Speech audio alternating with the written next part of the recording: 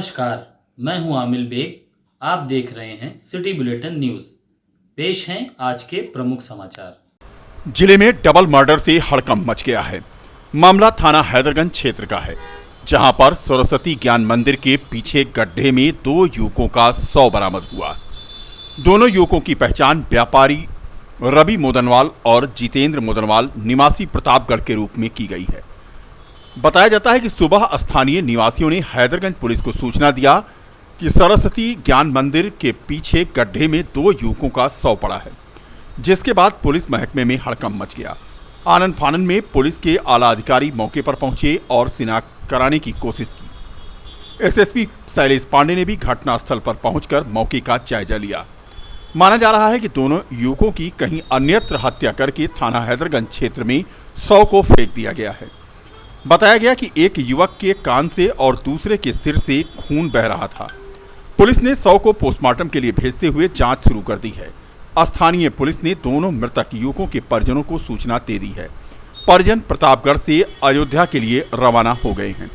बता दें कि कल भी भरत कुंड के पास नहर की पटरी से अज्ञात युवक का जहां शव मिला था, वहीं पर महाराजगंज थाना क्षेत्र में भी दलित युवती के साथ दुष्कर्म की घटना सामने आई है। कुल मिलाकर के जनपद में अपराध का ग्राफ पिछले 4 दिनों में बहुत तेजी के साथ आगे बढ़ गया है। जिनकी शिनाख्त अभी तक नहीं हो पाई है, पंचायतनामा अन्य आवश्यक कार्रवाई करके दोनों शवों को पोस्टमार्टम के लिए भेज दिया गया है। पोस्टमार्टम की रिपोर्ट के बाद अन्य विधिक कार्रवाई अमल में लाई जाएगी और 2 अज्ञात शवों की जानकारी के संबंध में आवश्यक कार्रवाई की जा रही है। जिले में अयोध्या कोतवाली क्षेत्र में शिक्षिका मर्डर केस को भी आज 23 दिन से ऊपर हो रहे हैं। पुलिस अभी तक इस मामले में कोई नतीजे पर नहीं पहुंच पाई है, जबकि संदिग्ध परिस्थितियों में कल ही कुमारगंज के कटघरा गांव में खेत में एक बुजुर्ग व्यक्ति का शव मिला था और उसके गले पर खरोच के निशान थे। हत्या की आशंका जताई गई थी। यानी कुल मिलाकर के अपराध दर अपराध आज 2 युवकों का शव मिला और कल भरत कुंड में नहर की पटरी पर एक अज्ञात युवक का शव मिला था, जिसकी पुलिस शिनाख्त कराने में जुटी है। कुल मिलाकर के आज डबल मर्डर के बाद पुलिस महकमे में हड़कंप मच गया है।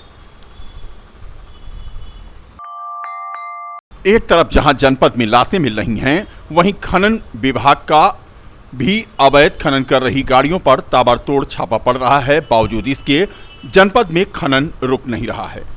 अरुआवा मसौदा से अवैध मिट्टी खनन कर रही 4 ट्रैक्टर ट्राली को जहां आज सीज कर दिया गया, जेसीबी चालक फरार हो गया। पूरा कलंदर थाना क्षेत्र में अवैध खनन अधिनियम के तहत मुकदमा भी दर्ज किया गया है। जेसीबी की तलाश पुलिस कर रही है। वहीं दूसरी तरफ अयोध्या के माझा बरहेटा में अवैध बालू खनन करते हुए 5 ट्रक अयोध्या कोतवाली में सील करके खड़े कर दिए गए हैं। 22 ट्रक चालक ट्रक लेकर के फरार हो गए। अयोध्या कोतवाली में अवैध खनन का मुकदमा दर्ज किया गया है और फरार 22 ट्रकों की तलाश शुरू की गई है। बता दें कि खनन इंस्पेक्टर दीपक कुमार की अगुवाई में ताबड़तोड़ छापेमारी की जा रही है। बावजूद इसके जिले में खनन रुक नहीं रहा है। जनपद की महाराजगंज पुलिस पर दबंग आरोपियों के खिलाफ कार्रवाई न करने का आरोप लगा है, जिसके बाद निषाद समुदाय के लोग आज भड़क गए और 50 से अधिक की संख्या में निषाद समाज के लोग जिलाध्यक्ष संजय निषाद से मिलने के लिए कृषि भवन पहुंचे। निषाद समाज के जिलाध्यक्ष संजय निषाद कृषि भवन में एक बैठक में शामिल होने के लिए पहुंचे थे। निषाद समुदाय के लोग आक्रोशित होकर थाना महाराजगंज पुलिस के खिलाफ एसएसपी से भी मिलने पहुंचे थे, लेकिन एसपी सिटी विजयपाल सिंह ने कृषि भवन पहुंचकर आक्रोशित निषाद समुदाय के लोगों को समझा बुझा करके वापस किया और थाना महाराजगंज पुलिस को कार्रवाई करने का निर्देश दिया। दरअसल थाना महाराजगंज के सरायरासी निवासी जोकू निषाद ने आरोप लगाया है कि गांव के ही 4 दबंगों ने उन्हें गाड़ी में बिठा लिया और ले गए और नहर के पास अंधेरे में उनको जमकर पीटा। इसकी शिकायत महाराजगंज पुलिस से की गई, लेकिन दबंगों के खिलाफ महाराजगंज पुलिस ने कोई कार्रवाई नहीं की, जिसके बाद उन्हें जिलाध्यक्ष से मिलकर एसएसपी से शिकायत करने के लिए जिला मुख्यालय पहुंचना पड़ा है। बता दें कि महाराजगंज थाना क्षेत्र में एक गन्ने के खेत में एक युवक ने एक दलित युवती को खींच कर ले जाकर के उसके साथ दुराचार किया। पुलिस ने मुकदमा दर्ज किया। लेकिन दुष्कर्मी युवक अभी भी महाराजगंज पुलिस की पकड़ से दूर है। फिलहाल महाराजगंज पुलिस पर दबंगों को संरक्षण देने का आरोप लगा है। आरोप भी लगाया है निषाद समुदाय के लोगों ने। श्री जोखू निषाद निवासी सरायरासी थाना महाराजगंज के रहने वाले हैं और इनका आरोप है कि गांव के ही कुछ लोगों के द्वारा इनके साथ मारपीट गाली गलौज किया गया। तो इसके बाद उसी प्रकरण को लेकर के कार्यवाही लेकर के और जिन पर सही ढंग से कार्यवाही नहीं हुई है तो ये जो है यहाँ पर वरिष्ठ अधिकारीगण के से मिलना चाह रहे थे। तो इस सूचना पर यहाँ आया और इनका प्रार्थना पत्र लिया। मैंने आदेश कर दिया इस पर उचित कार्यवाही हो करके जो भी इसमें दोषी हैं उनके विरुद्ध कार्रवाई। सिविल कोर्ट पुलिस चौकी में तैनात महिला गार्ड की आज अचानक तबीयत बिगड़ गई और उसे जिला चिकित्सालय में भर्ती कराया गया। बता दें कि सिविल कोर्ट चौकी में सीसीटीवी कंप्यूटर पद पर तैनात महिला गार्ड मिथिलेश की अचानक प्रेशर हाई होने से तबीयत खराब हो गई। आनंद फानंद में महिला आरक्षियों के द्वारा सरकारी वाहन के जरिए उसे जिला चिकित्सालय लाया गया। ड्यूटी पर तैनात महिला डॉक्टर ने बताया कि महिला गार्ड की ड्यूटी के दौरान बीपी हाई हो गया और जिसकी वजह से उसकी तबीयत बिगड़ गई। जिला अस्पताल फिलहाल उसे लाया गया और उसकी तबीयत अब सामान्य बताई जा रही है। जिले में लगातार कोरोना केस बढ़ रहे हैं। कोरोना के बढ़ते केस को लेकर फिर से सतर्कता बरतनी शुरू हो गई है। शुक्रवार को जिला अस्पताल में नोटिस चस्पा होने के बाद सभी अलर्ट नजर आए। जिलाधिकारी नीतीश कुमार ने पुनः कोरोना पॉजिटिव सामने आने पर कोविड गाइडलाइन के पालन के निर्देश दिए हैं। उन्होंने कहा है कि सभी जगह लोग नियमों का पालन करें, भीड़ भाड़ वाले इलाकों में मास्क अवश्य पहनें। उन्होंने स्वास्थ्य विभाग को भी सतर्कता बरतने के निर्देश दिए हैं। डीएम ने बताया कि यहां आरटीपीसीआर और एंटीजन दोनों टेस्ट किए जा रहे हैं और प्रशासन सतर्क है। जिला अस्पताल भी अलर्ट मोड पर आ गया है। अभी तक यहां लापरवाही बरती जा रही थी, लेकिन शुक्रवार को फिर बिना मास्क के प्रवेश प्रतिबंध करने की नोटिस चस्पा कर दी गई है। इमरजेंसी के बाहर तत्काल प्रभाव से नोटिस लगा दी गई है कि बिना मास्क के अस्पताल में प्रवेश वर्जित है। इसके साथ ही चिकित्सकों ने भी एहतियात बरतनी शुरू कर दी है। आज ओपीडी और इमरजेंसी में सभी डॉक्टर मास्क में दिखाई दिए। जो मास्क पहनकर नहीं आ रहे थे उन्हें बाहर कर दिया गया। सीएमएस डॉक्टर सीबीएन त्रिपाठी ने निर्देशित किया है कि सभी कर्मचारियों द्वारा गाइडलाइन का पालन किया जाए। इसमें सबसे महत्वपूर्ण है कोरोना के जब केसेस बढ़ते हैं तो हम लोग को कोरोना गाइडलाइन का पालन करना चाहिए और जब भीड़ भाड़ वाले इलाके में जाते हैं तो मास्क पहने और किसी भी लक्षण में अगर लक्षण युक्त हैं अगर है तो उन्हें टेस्ट जरूर कराना चाहिए। और उनका अभी भी हमारे यहाँ एंटीजन टेस्ट RT-PCR टेस्ट होते हैं, तो अगर कोई लक्षण है पेशेंट को तो तत्काल टेस्ट कराएं और वो अपने आप को आइसोलेट करें, तो इससे स्प्रेड कम होगा और हम लोग इससे कोरोना से फिर पुनः जंग जीत जाएंगे। अखिल भारत वर्षीय गौड़ महासभा के तत्वावधान में वीरांगना महारानी दुर्गावती का शहीद दिवस कार्यक्रम आयोजित किया गया। कार्यक्रम के मुख्य अतिथि गुलाब चंद्र गौड़ रिटायर्ड जूनियर इंजीनियर रहे। प्रेस क्लब में आयोजित कार्यक्रम की शुरुआत वीरांगना महारानी दुर्गावती के चित्र पर माल्यार्पण और पुष्प अर्पित कर किया गया। कार्यक्रम की अध्यक्षता महानगर अध्यक्ष अशोक गौड़ ने की। कार्यक्रम का संचालन जिलाध्यक्ष प्रवीण धुरिया ने किया। आए हुए सभी गौड़ समाज के लोगों ने महारानी दुर्गावती के चित्र पर माल्यार्पण किया और अपने अपने विचार व्यक्त किए। जिलाध्यक्ष प्रवीण धुरिया और महानगर अध्यक्ष अशोक कुमार गौड़ के समक्ष कुसुमलता गौड़ को महिला जिला अध्यक्ष का पदभार ग्रहण कराया गया। समारोह में मौजूद आए हुए सभी गौड़ समाज के लोगों ने कुसुमलता गौड़ को महिला जिला अध्यक्ष बनाए जाने पर बधाई दी। इस मौके पर आशा गौड़, डॉक्टर जगदीश प्रसाद गौड़ के अलावा समाज के अन्य लोग मौजूद रहे। अखिल भारतीय गौड़ महासभा की तरफ से महारानी दुर्गावती का आज शहीद दिवस है और मैं उन्हीं के बारे में बताना चाहूँगा कि जिस तरह से उन्होंने गोंडवाना समाज को बचाने के लिए कई बार अंकरातों से लड़ाई किया और उसके बाद 3-4 बार उन्होंने लड़ाई में जीता। चौथी बार उन्होंने अंकरातों से घेर लिया उनको और उसके बाद उन्होंने अपने बचाने के लिए अपना सर खुद काट कर बलिदान दे दिया।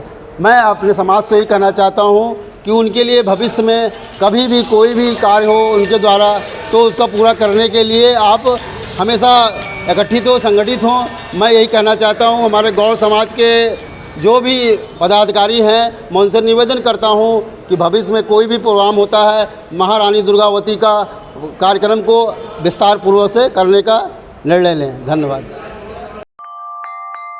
किसानों की तरक्की ही भारत की खुशहाली का सबब बनेगी, यह कहना है भारतीय किसान यूनियन राष्ट्रीयतावादी के राष्ट्रीय अध्यक्ष ठाकुर रामचंद्र सिंह का। अपने 2 दिवसीय अयोध्या धाम के दौरे के अंतिम दिन पत्रकारों से बात करते हुए राष्ट्रीय अध्यक्ष ठाकुर रामचंद्र सिंह ने हरिद्वार के अलकनंदा में आयोजित 3 दिवसीय सम्मेलन में अयोध्या मंडल के मंडल अध्यक्ष रहे नरेंद्र कुमार तिवारी को प्रदेश का दायित्व सौंपते हुए प्रदेश अध्यक्ष नियुक्त किया है। राष्ट्रीय अध्यक्ष श्री सिंह ने मनोनीत प्रदेश अध्यक्ष नरेंद्र तिवारी को माल्यार्पण कर उनका स्वागत किया। पत्रकारों से बात करते हुए नरेंद्र तिवारी ने कहा कि संगठन को और ज्यादा विस्तार करने के लिए वो डोर टू डोर कैंपिंग करेंगे और ज्यादा से ज्यादा किसानों से मिलकर उनकी समस्याओं का समाधान करने के साथ साथ संगठन को और मजबूत करने का काम करेंगे। इस दौरान महिला मंडल अध्यक्ष कंचन सिंह, जिला अध्यक्ष लक्ष्मी, सदस्य पिंकी आदि मौजूद रहीं।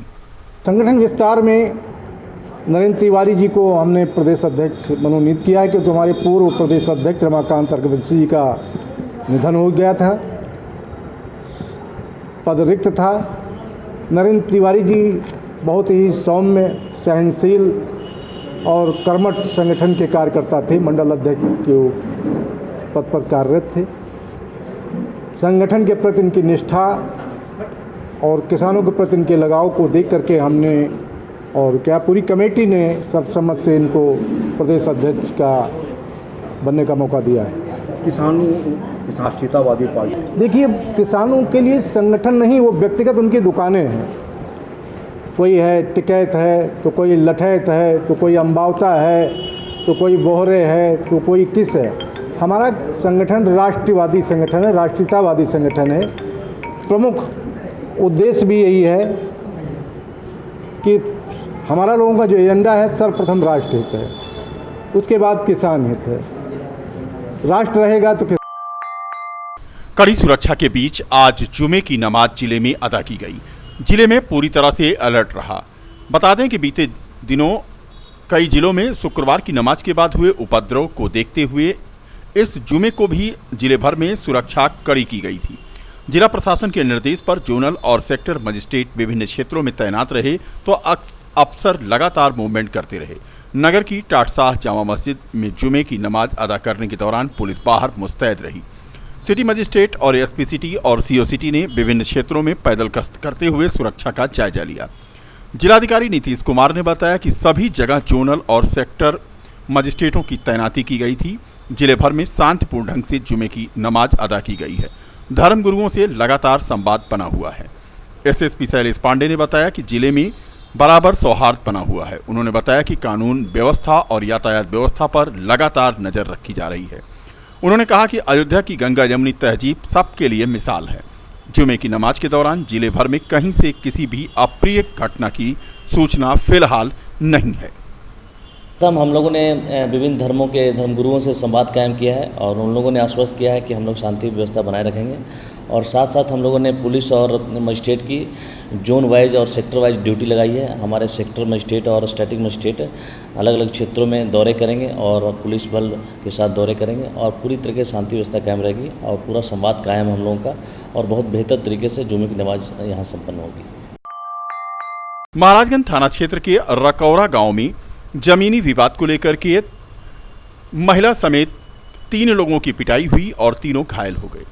बता दें कि महाराजगंज के रकौरा के रहने वाले सहजराम कोरी के पड़ोस में रहने वाले पड़ोसी ने जमीनी विवाद को लेकर उनकी पत्नी सीता देवी, पुत्र उमेश कुमार और पिंटू कुमार को लाठी डंडों से पीटा, जिसमें मां समेत 2 घायल पुत्रों को जिला चिकित्सालय में इलाज के लिए लाया गया। महाराजगंज थाने की पुलिस ने मारपीट करने वालों के खिलाफ मुकदमा पंजीकृत किया है।